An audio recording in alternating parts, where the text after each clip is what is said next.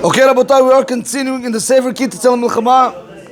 This will be a continuation from what we said yesterday regarding Rabbi Akiva's top student, how he almost fell with a zonah, a Jewish zonah, and we explained that he was saved.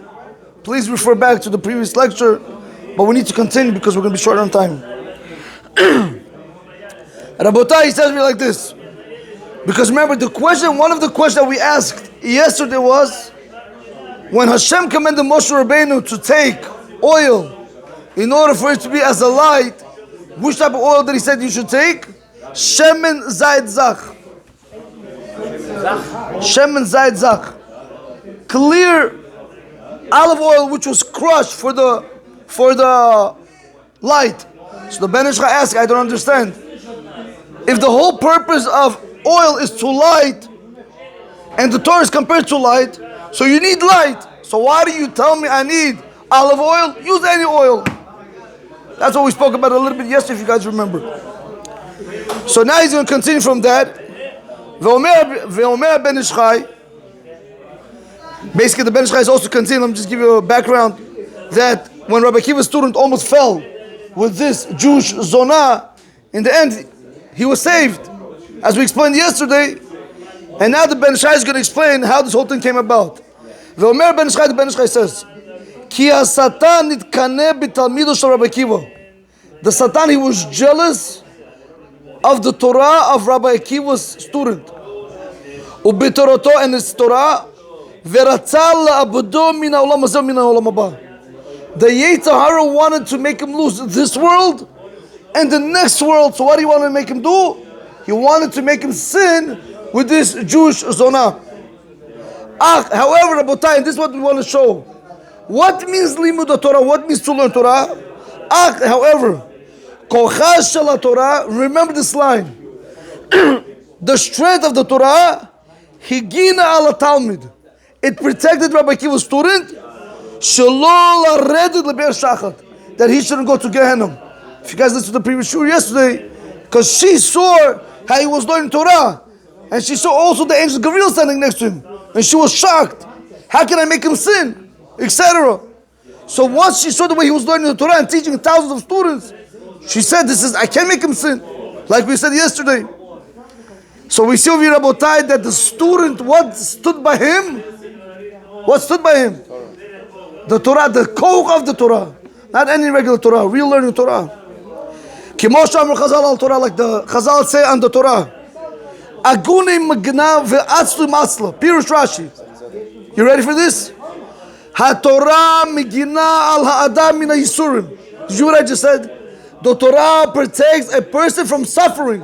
And we don't want to learn Torah. Because we have everything to do. And then we have all the suffering. And then we go to rabbis for brachot. And then they say, give me $1,000 and I'll help you out. And you say, and this doesn't work and this doesn't work. Actually, it actually works. The $1,000 is good for them, not for you. Actually, it does work. Michela, take it back. Ha-Torah migina al adam. You want something to protect you. You know, I saw one time that these rich people are billionaires. I never knew, Rabotai, that their security is millions. Some spend on their security $22 million. Some spend $50 million on the security just to protect them, their children, their relatives, so they should not be kidnapped. Millions! Again, they're making billions. What's millions for them? But Rabotai, try to understand not to be able to go to the bathroom unless the security does a what do you call it? Check, like you go to the airport. They check you before, right? They check everything, make sure there's no bomb, nothing. Rabotai, but over here you have the Torah. You learn the Torah. Ha-Torah migina al adam min ha'yisurim. The Torah is going to protect you from suffering. What else is it going to do? Umatzila oto min hachet. And it's also going to save you from sin. And this is what happened with the student of Rabbi Akiva. The Torah protected him, not only from suffering, where he would have gone straight to Gehenna, but it also protected him from falling with this girl, with this Jewish zonah. Rabotai, the Ben Ish Chai asked a question. V'shoel Ben Ish Chai kama sheilot. The Ben Ish Chai asks a few questions. You guys ready for this? Dad Yaakov, we're speaking about a Jewish zonah. You know what I mean, zonah? A harlot, yes? Gulashia. Yeah, I don't want to, okay. Ben Ish Chai asked the first question. Madua hitzilu HaKadosh Baruch Hu L'ot HaTalmid Davka Al Yidei Ota Isha. Why did Hashem have to save that student specifically through that woman? Question number one. Question number two. ושאלה שנייה, ממתי אישה זו רואה מלאכים? I don't get it. Who are you speaking about? Ezonah? Since when does Ezonah see angels? Wow. She saw Malach Garil standing next to his right side. That's what you have today. Okay. ושאלה שלישית, רבותיי, this third question. כיצד עלה בליבה ללכת לבית המדרש? How in the world did she have, the woman, the Jewish Zonah, how did she have in her heart to go to the basement of Medrash to see what the student is doing before she's going to make a sin with him? Where does all this come from? ואמר הרב תדע, the Ben Ish Chai said you should know, שכל זה עשה השם יתברך. Hashem did all this. להראות לנו, to show us, מהו כוחה של תורה, what is the strength of the Torah?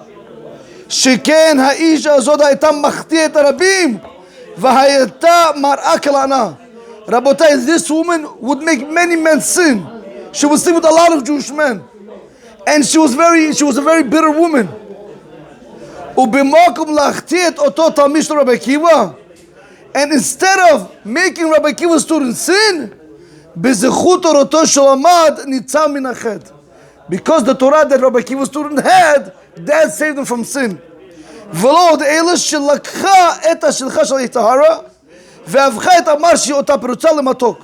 Not only that, Rabotai, when she saw him learning Torah, it took her bitterness and it made it sweet. It made her understand what she's doing is wrong. The Torah changed her mind around. And now he's going to explain to us why the pasuk clearly has to say, when Hashem told Moshe Rabbeinu, let the Jewish people take shemen zayit, olive oil and not regular oil. Why olive oil? V'zeh ha'atam, and this is the reason. Shemadlakim et ha-menorah davka b'shemen zayit. This is the reason why we light the menorah with olive oil. V'chein mi shera'ah bechalom shemen zayit, anybody who saw in his dream olive oil, yitzapeh lo chokhmat ha-Torah. You should anticipate that Hashem is going to give you wisdom of Torah. Why? Why is olive oil different than any other oils? Eitan, you with me or no? You ready for this? Yes. Ki Hashem and Zayit shoneh mishar shemanim. Because the olive oil is different than any other oil. Shehu mar vehem matukim. Olive oil is bitter. Any other oil is sweet. Vehem matok shemutziim matok v'hainu or. That oil is sweet, which takes that sweetness, meaning it takes that light. Any oil is able to take that sweetness, is able to give you light. Aval, this is the secret. Hashem and Zayit Zach, but when you're dealing with olive oil, it doesn't take out sweetness from sweetness. Ze, Aval Shem and Zayit Ze, Mar Shem Utimotok. This Shem and Zayit, this olive oil, is able to take a bitterness from a person and make it sweet. To teach you that the Torah, the Holy Torah, yesh bekocha, it has the strength lehotzi min hamar matok. It's able to take out from the bitter sweetness. V'lachen, therefore, nimshala Torah kedusha davka l'shem zayit. That's what our Torah was compared to, the olive oil specifically. V'lo l'shar shemanim, but not to any other regular oil. So to anybody who saw olive oil in his dream, you should anticipate wisdom of Torah. Ad kan divrei Ben Ish Chai. Up until here is the words of the Ben Ish Chai. Rabotai, a few minutes. Look at he concludes over here. We see from over here, my dear brothers. Rabotai, stop feeding yourself shtuyot. This is going to help me. Rabbi's blessing is going to help me. Sigula, pigula, shmigula, my mezuzah, my tefillin. Leave all this alone, Rabotai. Go to the source of the problem. You know, whenever you want to take a loan from somebody, you look at a guy, a guy makes only $50,000 a year, and you need $100,000 or $200,000 loan. Tell me, you're going to go to him or you're going to go to a guy who has all the money? A guy who's making $500,000 or $1 million. Who are you going to go to? Are you going through third party, fourth party?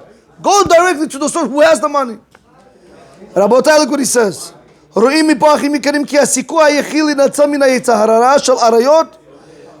only chance that a person is able to save himself from illicit relation or from bad things or bad affairs, that's only from toiling in Torah. Real toiling, Rabotai, not one leg and another. Even great people like Rabbi Akiva, Nur the Amra, Masad Kiddusha brings out all the rabbis, all the Tanaim who almost fell. They were not able to save themselves from that desire to be with another woman. If it would not have been for the Torah is what protected them. You know, Rabbi Akiva would not be Rabbi Akiva if the Hashem wouldn't say, he has a lot of Torah, I'll leave him alone. We don't know these things, Rabotai. We think we're perfect. That's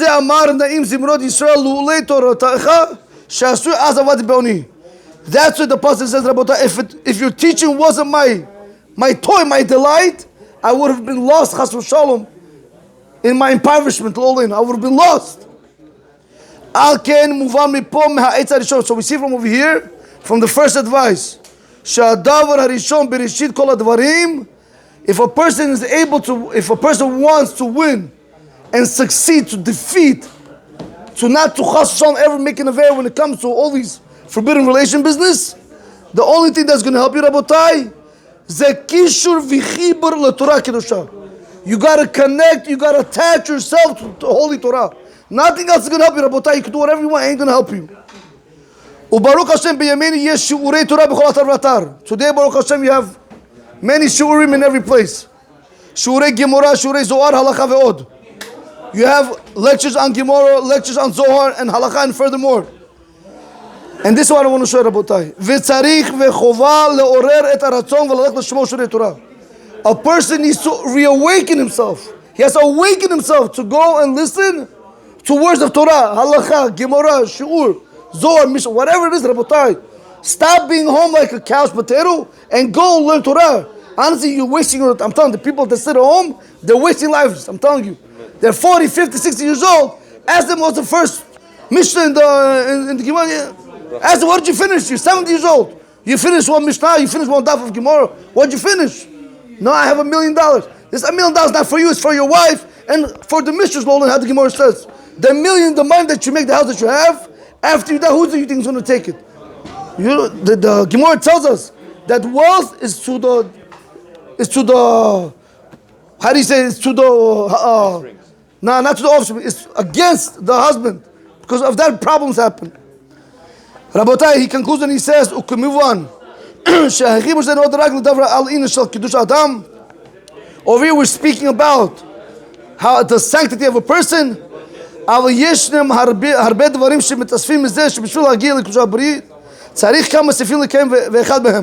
Rabotai, in order for a person to be able to guard the covenant, the meaning his brit, and not to ever chas v'shalom stumble, I'm going to tell you outside, Rabotai, he brings that over here. A person needs to know that the whole reason why you were created for this world is only to fulfill Torah, mitzvot, umasim tovim. And this has to be done with simcha and with a good heart. I just want to read it. After a person is going to leave this world, vitaneg al Hashem. He's going to have enjoyment with Hashem. He's going to have pleasure with Hashem. Then he's going to go ahead and he's going to get the reward for all his efforts. Rabotai, and then he's going to receive his reward in Olam Haba. But we need to know, Rabotai, lisikum chayav aval chayav lihiyod mikushai miyadid letorah kimo shomer Zohar HaKodesh. Kusha biruchu v'yisrael chad hu. Rabotai, like the Zohar HaKodesh says, that a Jewish person and the Torah, they're really one.